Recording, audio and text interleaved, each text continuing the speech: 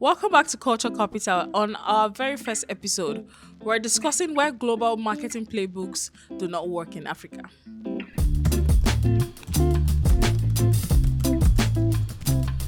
The first question is, why do global strategies not work in Africa?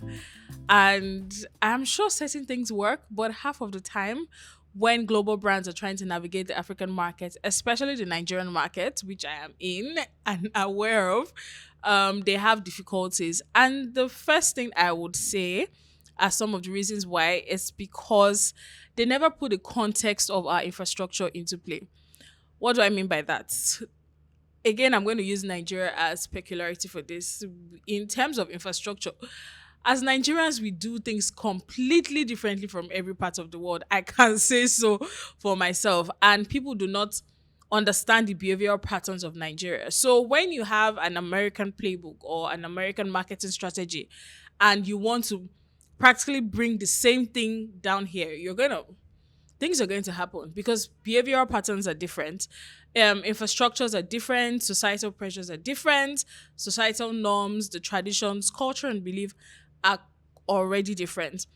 What people should do when using these strategies, global strategies, most of the time can work for global brands, especially if they're aspirational, if they are luxuries, if there are certain type of things that Nigerians refer to as social status because that's one of the drivers of our economy, especially the middle class. Luxury brands would have it easy to penetrate the market because, again, we're aspirational people. We like the good things, we like the finer things of life. But in most times, that's even because those are global brands. So when you're talking about certain level of brands, you're talking about Hermes, Chanel, and let's even use Fenty Beauty as an example.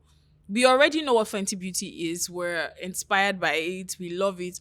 But how many Nigerians would actually buy Fenty Beauty in the first place? Again, there are certain kind of people that would buy it. They have the income, they have everything. But if you're coming into Nigeria, you really, really, really need to understand your target audience.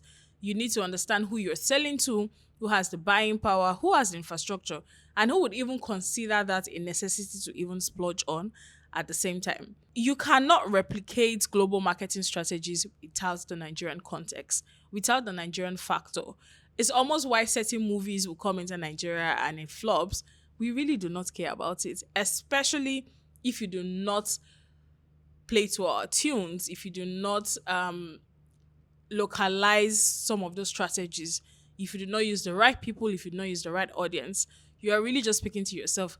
And Nigerians are very good at spending your money. They would attend that event. They would they would attend that event, the glitz and glam. And at the end of the day, it all ends up as vanity metrics. One of the key things global brands should understand when coming into the African and Nigerian markets is consumer behavior. We want to get things with speed, even though we don't have the infrastructure.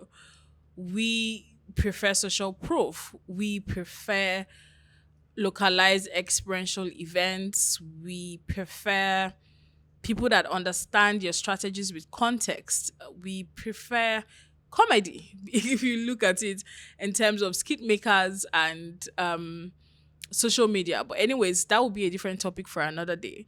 But my own ultimate playbook for brands who want to use multiple social media strategies that they've seen, they look really good, but will that convert for you? Will press or international media converse for you at the same time? I get that. I am coming from a PR background in terms of credibility and all of that. But if you're a local brand or you're an international brand that want to speak to the Nigerian audience, I would say you understand the consumer behavior first of all. Understand their need, understand who you're speaking to deeply and the layers that affect those people. And I'm sure you get your right strategy for your market. Until I see you next time on Culture Capital, don't forget to share, like, and subscribe.